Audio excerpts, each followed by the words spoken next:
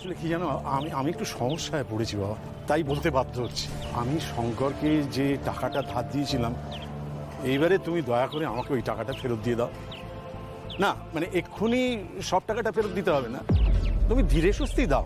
হ্যাঁ, অন্তত খানিকটা টাকা আজকে। কি বলছেন কি? কোন ধার? কিসের টাকা? কিসের টাকা মানে? আমি শঙ্করকে যে 10 লাখ টাকা দিয়েছিলাম। কাকু, আপনি এত বড় মিথ্যাবাদী আমি জানতাম না তো।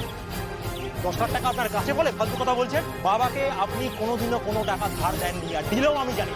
আচ্ছা, তুমি চিৎকার করছো কেন বাবা? না না, আমি তোমার অসুবিধাটা বুঝতে পারছি।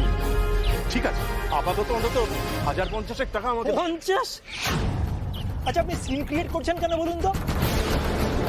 50,000 টাকা চাইছেন? শুনুন, এদিকে আসুন সবাই, এদিকে আসুন। দেখুন, আজকে সবাই আমি চাকরিতে জয়েন করেছি, এখনো 1 ঘন্টাও হয়নি, আর উনি আমার কাছে হাত পেতে 50,000 টাকা চাইছেন।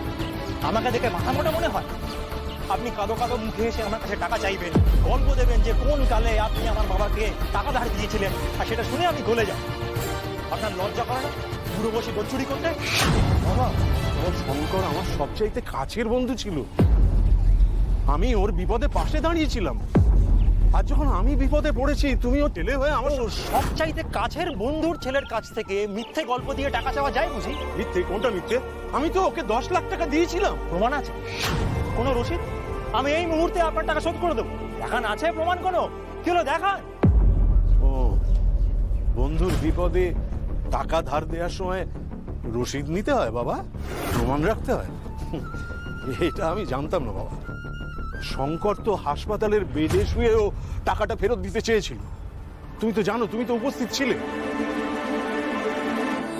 এই থাম থাম থাম, তোর কোনো সময় জ্ঞান নেই? আছে বলেই তো তোকে ঠিক সময় টাকাটা ফেরত দিতে চাইছি। না না না, এই লাগবে না, ওই তুমি চেকটা ব্যাগে ঢুকিয়ে রাখো। রাখো।